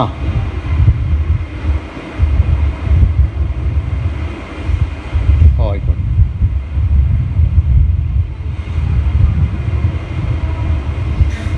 ആയിക്കോട്ടെ. ആ ആയിക്കോട്ടെ. ഇല്ല. ഇതേപോലത്തെ ദൈവനിശ്ചയപ്രകാരം വന്ന മഹാത്മാക്കൾക്കെല്ലാം ഇതുപോലത്തെ അബദ്ധങ്ങളും കുഴപ്പങ്ങളും ദുരിതങ്ങളും വന്നു. അതുകൊണ്ടാണ് ശ്രീനാരായണ ഗുരു SNDP ഉണ്ടാക്കിയപ്പോൾ ആദ്യം വന്ന് അടി ഉണ്ടാക്കിയതാരാ അറിയോ? ചട്ടമ്പിസ്വാമി. അരുവിപ്പുറത്ത് കൊണ്ടുവന്നിട്ട് പ്രതിഷ്ഠ കഴിച്ചപ്പോൾ ഏറ്റവും കൂടുതൽ ലഹള ഉണ്ടാക്കിയതാരാ? ചട്ടമ്പിസ്വാമി. നമ്മുടെ മാസികയിലുണ്ട് അതിനെക്കുറിച്ച്. ആരാ വരുന്നത്? ചട്ടമ്പിസ്വാമി വരുന്നു. ശ്രീനാരായണ പറഞ്ഞു, നിങ്ങളാരും സംസാരിക്കണം, ഞാൻ സംസാരിച്ചോളാം. നീ എന്ത് പണിയാണ് കാണിച്ചതെന്ന് ചോദിച്ചാൽ ആദ്യം. നാണു, നീ എന്താണ് ഈ കാണിച്ചിരിക്കുന്നത്? ഇത് വലിയ അപകടത്തിലേക്ക് പോകും. എന്നിട്ട് ചോദിക്കണ്ട്, വാൽമീകിയും ഇവരൊക്കെ ഏതെങ്കിലും പ്രതിഷ്ഠ ചെയ്തിട്ടുണ്ടോ? അവർ വശിഷ്ഠനോ വാൽമീകിയോ ഏതെങ്കിലും തരത്തിലുള്ള പ്രതിഷ്ഠ ചെയ്തിട്ടുണ്ടോ? നീ ചെയ്ത് വലിയ അപകടത്തിലേക്ക് ഇത് കൊണ്ടുപോകും. നാം ചെയ്തത് നമ്മുടെ ഗോത്രത്തിലെ ആളുടെ മാറണം. നീ വിചാരിക്കുമ്പോൾ തിരിയാനല്ല അവർ. അതങ്ങനെ തിരിയില്ല. അങ്ങനെ തിരിയുകയാണെങ്കിൽ ഈ ലോകം എന്നോ തിരിയേണ്ടതാണെന്ന് പറഞ്ഞു കൊടുത്തു. പക്ഷെ അതുപോലെ തന്നെ അവസാനം അദ്ദേഹം എന്തെഴുതിയേണ്ടി വന്നു? മനസാ വാച കർമ്മണ ഞാൻ SNDP രാജിവെക്കണമെന്ന് പറയേണ്ടി വന്നു. കാരണം അദ്ദേഹത്തിന് അത്രയും ഉപദ്രവിക്കേണ്ടി വന്നു. ഇതെല്ലാം ഈ സൂക്ഷ്മഭാവത്തിൻ്റെ ആണെന്നാണ് പറയുന്നത്. അതാണ് ഗുരു പറഞ്ഞത്, എന്നെയും ഇത് ഒരുപാട് ഉപദ്രവിച്ചു. എന്നെ പലതരത്തിൽ സ്ത്രീകളിലൂടെ. ഞാൻ ചെറുപ്പമായിരിക്കുമ്പോൾ ഞാൻ ശിവഗിരി നിൽക്കുന്ന സമയത്ത് അവിടെ ഗംഗാധര മോളാട് ഒരു പെൺകുട്ടിയെ ആൾക്കാർ കൊന്നു. അത് ഞാനാണ് കൊന്നുണ്ടാക്കി. പക്ഷെ അവിടെയും ദൈവം എൻ്റെ കൂടെ ഉണ്ടായിരുന്നു. ശാന്തിഗിരി ആശ്രമത്തിൽ വരുന്ന മുമ്പ് ശിവഗിരിയുടെ അടുത്തൊരു ശാന്തിഗിരി തുടങ്ങിയപ്പോൾ അവിടെ ദർശനമുള്ള പെൺകുട്ടി എന്നെക്കുറിച്ച് കംപ്ലൈൻറ്റ് ചെയ്തു പോലീസ് സ്റ്റേഷനിൽ. അവിടെയും ദൈവം ഉണ്ടായിരുന്നു. അത് കഴിഞ്ഞിട്ട് ഒരു സ്ത്രീ വെള്ളത്തിൽ കിണറ്റിച്ചാടി. അവിടെയും ആരുണ്ടായിരുന്നു? ഗുരുവിനെ രക്ഷിക്കാൻ ദൈവമുണ്ടായി. എവിടെയെല്ലാം ദൈവത്തിൻ്റെ കരുതൽ കൊണ്ടാണ് ഗുരുവിനെ ദൈവം കൊണ്ടുവന്നു. അവിടെയാണ് ഗുരു നവൊലിയായി നിന്നുകൊണ്ട് ഈ നിൽക്കുന്ന സകല സൂക്ഷ്മത്തിനെയും ഗുരു മാറ്റാൻ തുടങ്ങി. പക്ഷേ ഇതാണ് എൻ്റെ ചോദ്യം, എന്തുകൊണ്ട് എല്ലാത്തിനെയും ശുദ്ധീകരിച്ചൂടെ ഗുരുവേ ചോദിച്ചു. എളുപ്പമല്ലേ അങ്ങേക്ക് ചോദിച്ചു. ഗുരു ചിരിച്ചുകൊണ്ട് പറഞ്ഞു, പരീക്ഷയ്ക്ക് വന്നവനും പരീക്ഷ എഴുതിയവനും പഠിക്കാത്തവനും ക്ലാസ്സിൽ വരാത്തവനും ക്ലാസ്സിൽ കയറാത്തവനെയും ഫസ്റ്റ് ക്ലാസ് വാങ്ങണവനും റാങ്ക് വാങ്ങണവനൊക്കെ ഒരേ കാറ്റഗറിയിൽ നിർത്താൻ പറ്റുമോ? പറ്റില്ല. അപ്പം നിങ്ങൾ യാചിക്കണം. ആര് യാചിക്കണം? ആ ഗോത്രത്തിൽപ്പെട്ടവൻ പോയി ഗുരുവിൻ്റെ മുന്നിൽ യാചിക്കുമ്പോഴാണ് ഈ കർമ്മത്തെ മാറ്റിക്കൊടുക്കും. അങ്ങനെ ഓരോരുത്തരെയും മാറ്റുമ്പോൾ അതാണ് ഗുരു പറയണത്, നീ വരുമ്പോൾ നിൻ്റെ കൂടെ ആ ഗോത്രവും ഗോത്രത്തിൻ്റെ അധിപനായി നിൽക്കുന്ന ദേവനോ ദേവിയോ ഇല്ലെങ്കിൽ ഒരു ആചാര്യനോ ഏതിൻ്റെ കൂടെ വരും? ഇതിൻ്റെ കൂടെ വരും. നമ്മുടെ ഇവിടെ ഒരു ടീച്ചറില്ലേ, എന്താണ് ആ ടീച്ചറുടെ പേര്? ദന്തസുഖം ദിനേശൻ്റെ അച്ഛൻ. അമ്മയുടെ പേരെന്താ? ദന്തസുഖം ദിനേശൻ്റെ അച്ഛൻ്റെ അമ്മ എന്താണ് അവരുടെ പേര്? ഊർമിള ടീച്ചർ. ഇവരുടെ ബന്ധുവാണ്. ഊർമിള ടീച്ചറുടെ വീട് ശരിക്കും എവിടെയാ? ഹരിപ്പാടാ ഹരിപ്പാടിൽ അവരുടെ വീട്ടിൽ പോയപ്പോൾ അവരുടെ ഗോത്രത്തിൽ നിൽക്കുന്ന ആരാ? ഒരു സന്യാസിയാണ്. അപ്പോൾ ഗുരു ചോദിക്കുകയാണ്, ഈ വീട്ടിൽ എങ്ങനെ ഒരു സന്യാസി വന്നു? അവർ പറയേ, ഇവിടെ ഒരു സന്യാസി ഇന്ന് വരെ ഞങ്ങൾ കൊണ്ട് ഇരുത്തിയിട്ടില്ല. വീണ്ടും ഗുരു നോക്കാൻ പറഞ്ഞു, ഞാൻ എന്തുകൊണ്ട് ഇവിടെ വന്നു? വീണ്ടും ഈ സന്യാസിനിയെ കാണും. ഈ സന്യാസി എന്തിനു വന്നു? അപ്പോഴാണ് ഇങ്ങനെ ആലോചിച്ച് നോക്കുമ്പോൾ അവർക്ക് വിവരം കിട്ടുന്നത് എന്താണ്, പണ്ട് അവരുടെ മുത്തശ്ശൻ ആരെയോ ഒരു സന്യാസിനെ അതുപോലെ കൊണ്ടുവന്ന് വസ്ത്രം കൊടുത്ത് പറഞ്ഞയച്ചിട്ടുണ്ട്. ആ സന്യാസിയാണ് അവരുടെ ആരായി നിൽക്കുന്നത്, ആ ഗോത്രത്തിൻ്റെ. അതിൻ്റെ ഗുണം കൊണ്ടാണ് ഞാനിവിടെ വന്നതെന്ന ഗുരു പറഞ്ഞു. അങ്ങനെ നമ്മുടെ വീട്ടിൽ നമ്മളുമായി ഗുരുവുമായിട്ടുള്ള ബന്ധം ഇങ്ങനെ ഓരോ മഹാത്മാക്കളുമായി നിൽക്കുകയാണ്. ഇത് മുഹമ്മദ് നബിയുടെ കാര്യത്തിലും അങ്ങനെയാണ്, എല്ലാവരുടെ കാര്യത്തിൽ. നിങ്ങളുടെ ഏത് മഹാത്മാക്കളുടെ കാര്യം എടുത്തു. കാരണം ഈ ജീവൻ ഉയരുമ്പോൾ ആ തലങ്ങളിൽ വെച്ച് ആ മഹാത്മാക്കൾ നമ്മളെ വന്ന് തട്ടും. ഉദാഹരണം ഞാൻ ഇവിടെ പറഞ്ഞുതരാം, സിമ്പിളാണ്. നമ്മൾ ഇവിടെ ശക്തിയായിട്ട് വന്ന് പ്രാർത്ഥിക്കും, ഭാര്യയും ഭർത്താവും മക്കളും. അവർ ഉയരുമ്പോൾ ആ തലത്തിലുള്ള സൂക്ഷ്മഭാവം ഇവരെ അറ്റാക്ക് ചെയ്യാൻ തുടങ്ങും. അപ്പോൾ ഇവരെന്ത് ചെയ്യും? പ്രാർത്ഥന കുറയ്ക്കാം. കാരണം ഈ പ്രാർത്ഥിക്കുമ്പോഴാണ് ഈ പ്രശ്നങ്ങളൊക്കെ വരുന്നത്, അല്ലേ? അപ്പോൾ എന്ത് സംഭവിക്കും? ഇവരൊന്ന് പിന്നോട്ട് പോകും. ഈ ഗ്യാപ്പാണ് അവർ കയറുന്നത്. പതുക്കെ നിങ്ങളുടെ മക്കളെ ഒന്ന് ഇളക്കും. ഒന്നിലും ആ സമയത്ത് ഇവിടെ വരുമ്പോൾ ഇവിടെ നിൽക്കുന്ന സന്യാസിയോ ഇവിടെ നിൽക്കുന്ന ഏതെങ്കിലും ജന്യോ അവർ ചീത്ത വിളിക്കുകയും ചെയ്യും. അല്ലെങ്കിൽ ഇവിടെ നിൽക്കുന്ന ഏതെങ്കിലും ഒരാൾ അവരെന്തെങ്കിലും പറയും. അപ്പം എന്ത് സംഭവിക്കും? നിങ്ങളുടെ മക്കൾ ഒന്ന് പിന്നിലേക്ക് പോകും. പിന്നെയും നിങ്ങൾ പ്രാർത്ഥിച്ച് വരുമ്പോൾ ഇവരുടെ ഒരു കല്യാണ കാര്യം വരും, അവൻ ഉണരും. നമ്മുടെ കല്യാണം വരുമ്പോൾ ആരുണരും? സൂക്ഷ്മഭാവം റെഡിയാവും. എങ്ങനെയെങ്കിലും ഇവർ വഴിതെറ്റിക്കണം. അപ്പം എന്തു ചെയ്യും? ഏതെങ്കിലും ഒരു ജന്മത്തിൽ ഇവരെ കൊന്ന ഒരാൾ ജനിച്ചിട്ടുണ്ടാവും. ഒരാൾ നമ്മളെ കൊന്നിട്ടുണ്ട്, അല്ലെങ്കിൽ നമ്മൾ അവരെ കൊന്നിട്ടുണ്ട്. അവൻ എന്തു ചെയ്യും? അവരെ കൊണ്ടുവരും, നിങ്ങളുടെ മുന്നിൽ കൊണ്ടുവരും. അപ്പോൾ നമുക്ക് അവരോട് പ്രേമം തോന്നും, സ്നേഹം തോന്നും. അതിന് പിന്നെ നമ്മൾ. അപ്പോൾ ഈ സൂക്ഷ്മഭാവത്തിൻ്റെ കാര്യം എന്താ? ഇവരെ ഒന്ന് ഗുരുവിൽ നിന്ന് അകറ്റുക എന്ന് മാത്രമേ ഉള്ളൂ. ഞാനിവിടെ ഒരു ഗുരുവാണ്, ഞാൻ ഇവിടെ ഇന്നലെ പിന്നെ എഴുതി വെച്ചാണ് ഞാൻ.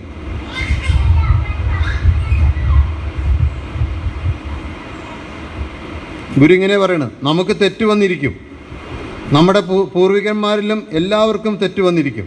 പക്ഷേ അത് നമ്മുടെ ജീവിതം കൊണ്ട് മാറ്റാം. ഒരു നല്ല പുത്രനോ ഒരു പുത്രിയോ ജനിച്ചാൽ അവരെ കൊണ്ട് നമ്മുടെ ഗോത്രത്തെ ശുദ്ധീകരിക്കാം. ഗോത്രശുദ്ധി നമുക്ക് വേണ്ടി മാത്രമല്ല, നമ്മുടെ രാജ്യത്തിൻ്റെയും ലോകത്തിൻ്റെയും ശുദ്ധീകരണമാണ്. അതിന് ഒരു പെണ്ണ് നേരവരാവണം. ഇവിടെയാണ് നമ്മുടെ ജാതിയും മതവും വിദ്യാഭ്യാസവും കൊണ്ടുവന്ന് നമ്മൾ എന്തു ചെയ്യും? ഇതിനെ ബ്ലോക്ക് ചെയ്യും. ഇത് ബ്ലോക്ക് ചെയ്യുന്നതാണ് മറ്റവൻ റെഡിയാവും. കാരണം എന്താ കാര്യം? അങ്ങനെ ഒരാൾ വരികയാണെങ്കിൽ എന്താ സംഭവിക്കുക? ഇതിലാരും ജനിക്കില്ല, ഇവരൊക്കെ മാറി നിൽക്കേണ്ടി വരും. അങ്ങനെ മാറി നിന്നാൽ പിന്നെ ആരേ ജനിക്കുള്ളൂ? ഗുരു കൊണ്ടുവരുന്ന ഒരു ജീവനെ ജനിക്കുള്ളൂ. ഇതാണ് ആ ഗുരുവിൻ്റെ സങ്കല്പത്തിൻ്റെ വലുപ്പം. അപ്പം നവൗലിയായി നിൽക്കുന്ന ഗുരുവിന് ഈ പറയുന്ന ഏത് മഹാത്മാവിൻ്റെ ദോഷവും നമ്മളിൽ നിന്ന് മാറ്റിത്തരാൻ പറ്റും. അത് കുട്ടിച്ചാത്തൻ്റെ ആയിക്കോട്ടെ, ത്രിമൂർത്തി അവസ്ഥയ്ക്ക് അപ്പുറത്തായിക്കോട്ടെ, ഏത് കർമ്മമായിക്കോട്ടെ. അതുകൊണ്ടാണ് ചിലപ്പോൾ ഗുരു ഒരു രോഗമൊക്കെ സിമ്പിളായി മാറ്റിയിട്ടുണ്ട്. പാലക്കാട് അങ്ങനെ ഒരാളുണ്ടായിരുന്നു, ഞാൻ ഇവിടെ പറഞ്ഞു, എനിക്കറിയില്ല.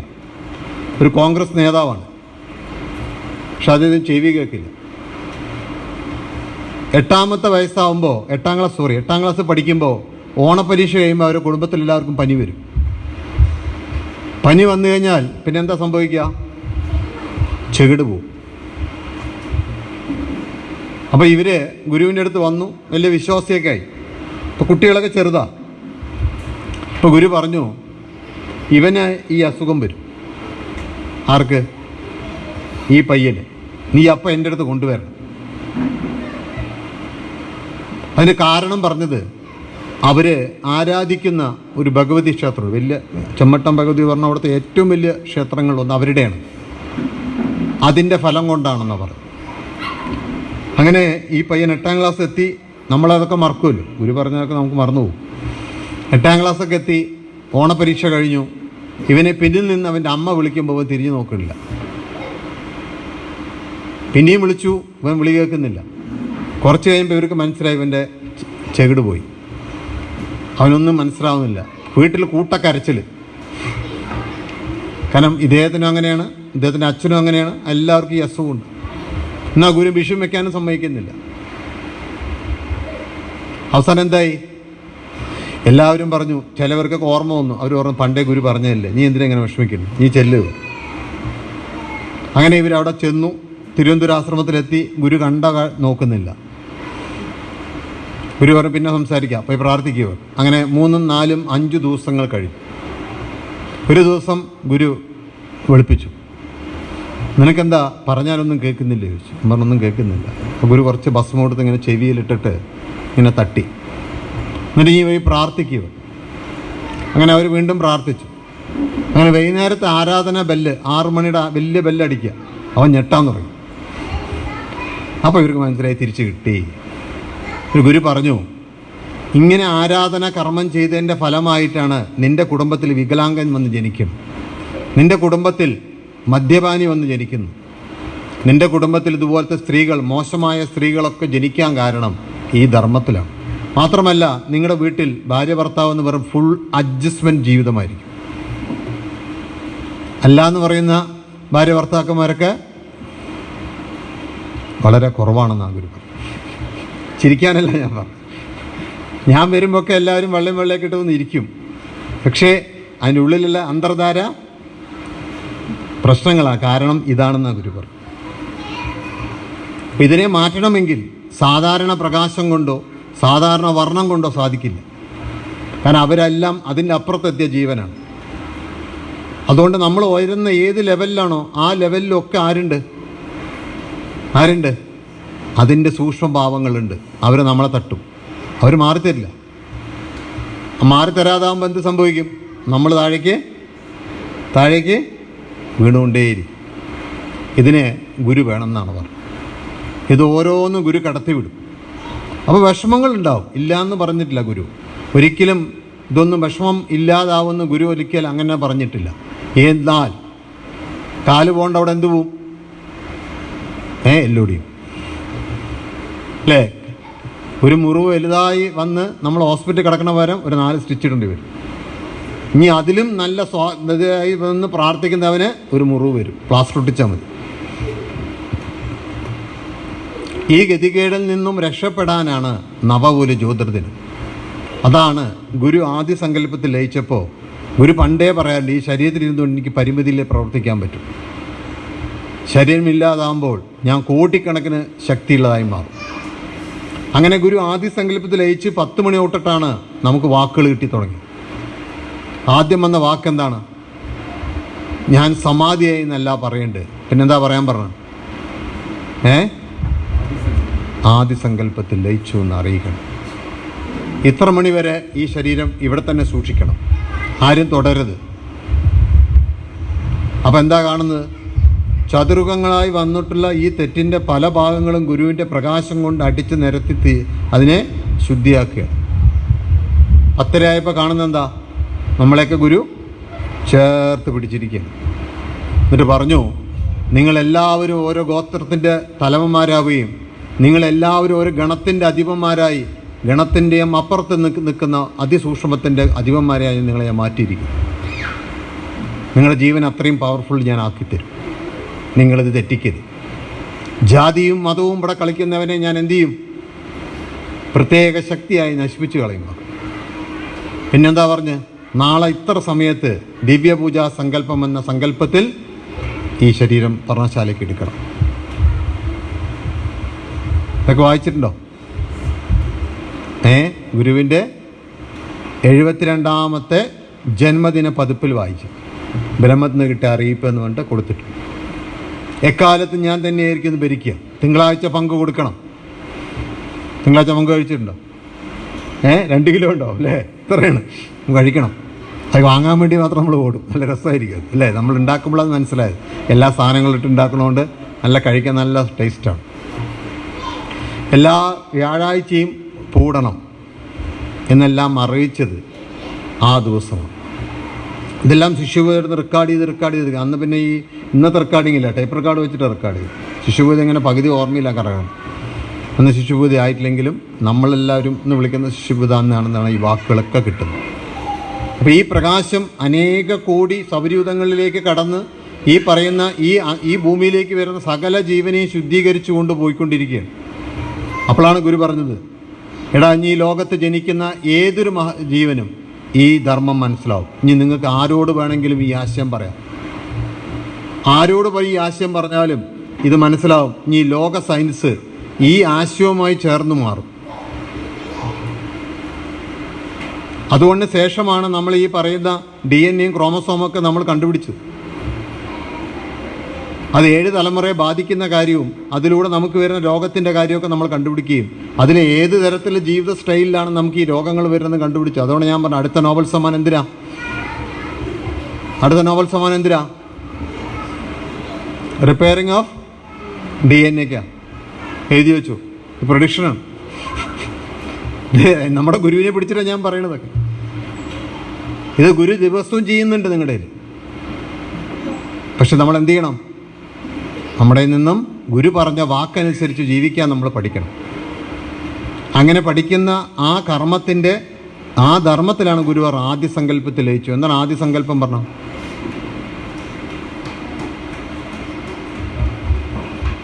എന്താണ് ആദ്യ സങ്കല്പം എന്ന് പറഞ്ഞാൽ? ഉറക്കെ പറയാം. അവിടെ ഇരുന്നിട്ട് ഉറക്കം നോക്കിയിട്ട് എന്തോ ഒരു സങ്കല്പമാണ് സമയം, അത് എന്തോ ഇവിടെ എഴുതി തന്നിട്ടുണ്ട്. ഈ അണ്ടകടാഹങ്ങളും പ്രപഞ്ചവും ഉണ്ടാവുന്നത് ഒരു സങ്കല്പത്തിലാണ്. ഈ ഭൂമിയും സൗരയൂഥവും സപ്തഋഷികളുടെ സങ്കല്പം. നിങ്ങൾ വിചാരിക്കും മനുഷ്യന്മാരാണ് സപ്തഋഷികൾ. അല്ല, അത് സൂക്ഷ്മഭാവമാണ്. അവരാണ് ഇതിൻ്റെ സ്പീഡ് കാൽക്കുലേറ്റ് ചെയ്തത്. അവരാണ് ഇതിൻ്റെ കാലം കാൽക്കുലേറ്റ് ചെയ്തത്. ഏതുപോലെ ഈ ഫാൻ ഡിസൈൻ ചെയ്യുമ്പോൾ ഞാൻ ഇതിൽ ഡിസൈൻ ഉണ്ടാക്കി. എന്താണ് ഇതിൻ്റെ RPM എത്രയാണ്? ഇതിന് 3 ബ്ലേഡാണ്. ഇത് വലത്തോട്ടിങ്ങനെ തിരിയണം. ഇതിന് കറണ്ട് 230 വേണം. സിംഗിൾ ഫേസ് മതി. ഇതൊക്കെ എപ്പോഴാണ് ഉണ്ടാക്കിയത്? ഉണ്ടാക്കുന്നതിന് മുമ്പാണ് ഞാൻ ഡിസൈൻ ചെയ്തത് അല്ലേ?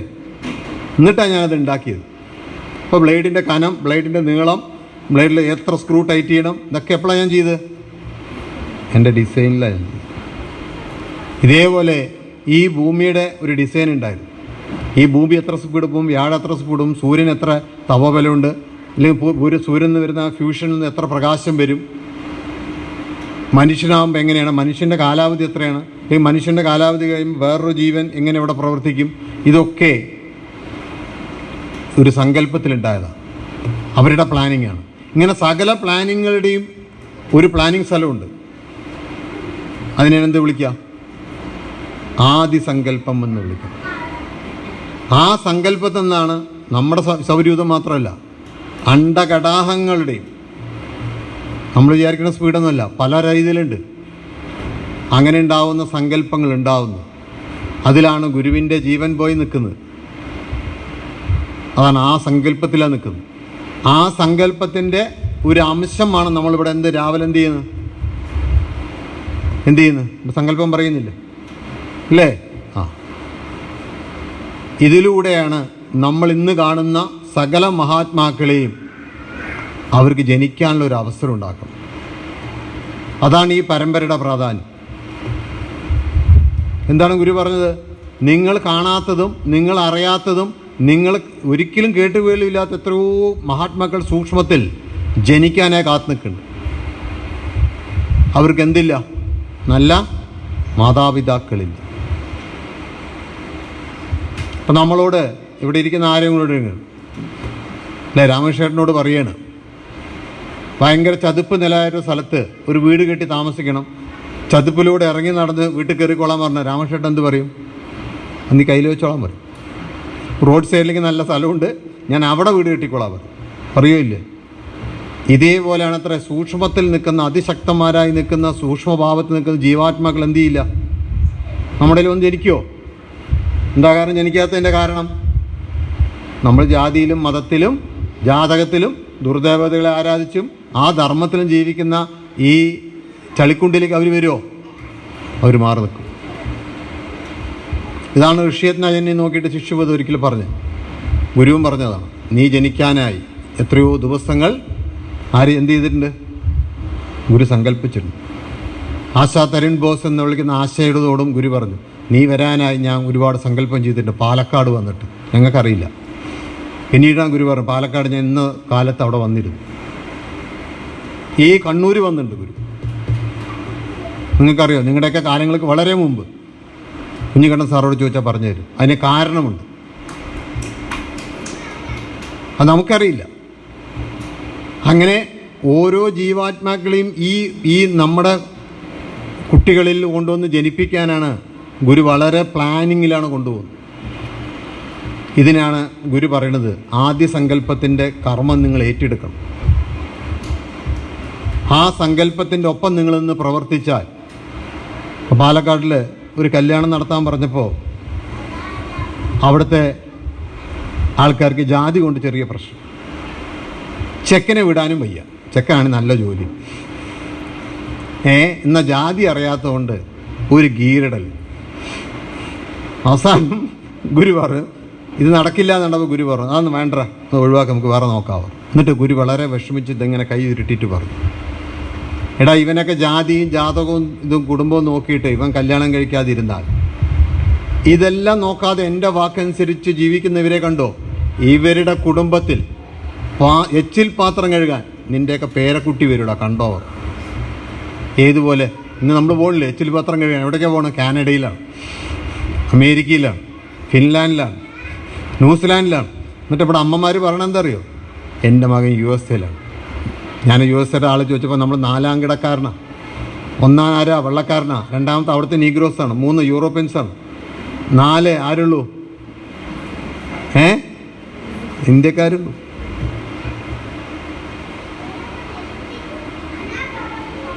അവിടെയാണ് നമ്മൾ ഇതുപോലെ നീ ചെയ്ത ഇതുപോലെ നീ വന്ന് കിടക്കൂടാ എന്നൊരു ദേഷ്യം വന്നിട്ട് പറയുകയാണ്. പക്ഷെ ഇതെന്ന് അത് നമ്മൾ കാണുകയാണ്. ശാന്തിഗിരിയുടെ ചുറ്റും താമസിക്കുന്ന ഇതുപോലത്തെ എത്രയോ കുടുംബങ്ങൾ ഇന്ന് ഉയർന്നു വരികയാണ്.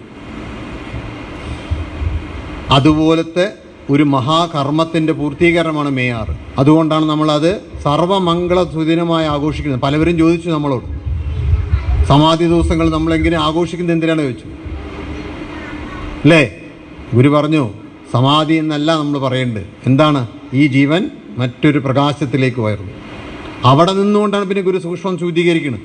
അതുകൊണ്ടാണ് ഗുരു പറഞ്ഞ്, ഇനി സൗദി അറേബ്യയിൽ ജനിക്കുന്നവനും ആരെ കാണും? എന്നെ കാണും. മാനവരാശി ഇന്ന് എന്ന് നാളെ വായിച്ചിട്ടുണ്ടോ? അത് വളരെ വ്യക്തമായി ഗുരു ഇത് പറഞ്ഞു. അമേരിക്കയിൽ നിന്ന് ഒരുത്തം പ്രാർത്ഥിക്കുമ്പോൾ ആരെ കാണുള്ളൂ? ഗുരുവിനെ കാണുള്ളൂ. ഹിമാലയത്തിന് മുകളിലിരുന്ന് തപസ് ചെയ്ത ആൾ എന്താ കണ്ടത്? ശാന്തിഗിരിയിലെ താമരയാണ്. ശിഷ്യഭൂതിയെ കാണുന്നു. വന്നു ഗുരുവിനെ കണ്ടിട്ട് പറഞ്ഞു, മാതാജി അങ്ങ് ഞാൻ അവിടെ വെച്ച് കണ്ടല്ലോ. എൻ്റെ പറഞ്ഞു, കാണും. കാരണം സൂക്ഷ്മം അങ്ങനെ ശുദ്ധീകരിച്ചുകൊണ്ടിരിക്കുകയാണ് ഗുരു. എങ്ങനെ? നവ ഒരു ജ്യോതി സ്വരൂപനായി നിന്നുകൊണ്ട് സകല പ്രകാശങ്ങൾക്കും പ്രകാശമായി നിന്നുകൊണ്ട് ഇതിനെ ശുദ്ധീകരിക്കുകയും. പക്ഷെ ഇതാർക്കും മനസ്സിലാവണില്ല. ആർക്കും മനസ്സിലാവണില്ല. നമുക്ക് മനസ്സിലാവണില്ല. നമുക്ക് മനസ്സിലാവാതെ എന്ത് ചെയ്യും? നമുക്കെന്താ വേണ്ടത്? കാറ് വേണം, നല്ല വലിയ കാറിൽ വന്ന് ഇറങ്ങണം, പിന്നെ കുറേ സ്വർണ്ണമൊക്കെ ഇട്ടിരിക്കണം. ഇതൊക്കെ ആര് കാണാനാണ്? കാറിലിരിക്കുന്നവൻ കാറ് കാണാൻ പറ്റുമോ? കാറിൽ പോണത് പറ്റുമോ? നിങ്ങളിട്ടിരിക്കുന്ന ഏതെങ്കിലും സ്വർണ്ണമാല നിങ്ങൾക്ക് കാണാൻ പറ്റുമോ? ഇല്ല. അതാർക്കെ കാണുള്ളൂ? മറ്റവൻ. എന്നിട്ട് അവർ ചോദിക്കണം, ഇത് ഭീമിൽ നിന്നാണ് വാങ്ങിയ ജോസ്കോന്ന്? സന്തോഷമായി, ഭർത്താവിനോട് ഷെയ്ക്കിൻ്റെ കൊടുത്ത് താങ്ക് യു. അവൾ ചോദിച്ചില്ലേ? സത്യം അങ്ങനെയല്ലേ? അപ്പോൾ ഞാൻ പോകേണ്ട സമയമായി. നവോല് ജ്യോതിർദിനമായ ആ ദിവസത്തിൻ്റെ മഹിമ മനസ്സിലാക്കിക്കൊണ്ട് നിങ്ങൾ എന്ത് ചെയ്യണം? പ്രാർത്ഥിക്കണം. ഇവിടെ പ്രാർത്ഥനയുണ്ട്, അന്ന് പൂവിടലുണ്ട്, അന്ന് എല്ലാ ആരാധനയുണ്ട്. അങ്ങോട്ട് വരാത്തവരെല്ലാവരും എന്ത് ചെയ്യണം? ഇവിടെ വരണം. രാത്രി 9:30 വരെ പ്രാർത്ഥനയുണ്ട്. 8:30 തൊട്ട് 9 വരെ ഗുരുവായൂർ സങ്കല്പിച്ച സമയം. അതുപോലെ പിറ്റേ ദിവസം ദിവ്യപൂജ സങ്കല്പ സമയത്ത് 4:30 തൊട്ട് 5:30 വരെ എന്തുണ്ട്? ഇവിടെ പ്രാർത്ഥനയുണ്ട് കേട്ടോ. ഈ 2 സമയത്തും നിങ്ങൾ എന്ത് ചെയ്യണം? എൻ്റെ സകല ഗോത്രത്തിൻ്റെയും ഗോത്രത്തിൽ വന്നിട്ടുള്ള ഞാൻ ആരാധിച്ചിട്ടുള്ള എല്ലാം, മച്ചിൻ്റെ മുകളിലുള്ളതും മച്ചിൻ്റെ താഴെയുള്ളതും, ശിവനും ബ്രഹ്മവും വിഷ്ണു എല്ലാവരും ശുദ്ധിയാവണം. അവർക്ക് എല്ലാവർക്കും ജനിക്കാനുള്ള അവസരം കിട്ടണം. അതാണ് യേശു എന്ന് പറഞ്ഞത്. എന്താണ്? ഞങ്ങളെപ്പോലുള്ളവർക്ക് ജനിച്ചു വരാനുള്ള വഴിയാണിത്. ഇത് നിങ്ങൾ തെറ്റിക്കരുത്. ഞങ്ങൾക്ക് വീണ്ടും വന്നത് കർമ്മം പൂർത്തിയായത് പോകണം അല്ലേ? അതിനുള്ളത് വഴിയാണ് നവോല് ജ്യോതിർദിനം. അതുകൊണ്ട് നിങ്ങൾ അതിനു വേണ്ടി പ്രാർത്ഥിക്കണം. ഇവിടെ വന്ന് നിങ്ങൾ ശക്തിയായിട്ട് എൻ്റെ ഗോത്രത്തിൽ വന്നിട്ടുള്ള ഏതൊക്കെ മഹാത്മാക്കളുണ്ടോ അവർക്കൊക്കെ ശുദ്ധിയാവണം. ഇനി ആക്രികളായ പിതൃക്കളുണ്ടോ അവർ രക്ഷപ്പെടണം. അങ്ങനെ അവരെല്ലാം രക്ഷപ്പെടാനുള്ള ഉത്തരവാദിത്തം ആർക്കാ? നമുക്കാണ്. അത് ചെയ്യണമെന്ന് വിനീതം അഭ്യർത്ഥിച്ചുകൊണ്ട് എൻ്റെ വാക്കുകൾ നിർത്തുന്നു. സദ്ഗുരുവേ ശരണം. ഞാൻ ഇപ്പോൾ തിരുവനന്തപുരത്തേക്ക് പുറപ്പെടുകയാണ്. ബാക്കി കാര്യങ്ങൾ അടുത്താരാ? ആ, മധുവട്ടം സംസാരിക്കണ്ടോ? ഓ എന്നാൽ ശരി. സന്ധ്യ മേഡം സംസാരിക്കും. ഗുരുവേശ. അപ്പോൾ ഞാൻ ഇറങ്ങും. സംസാരിച്ചോളൂ.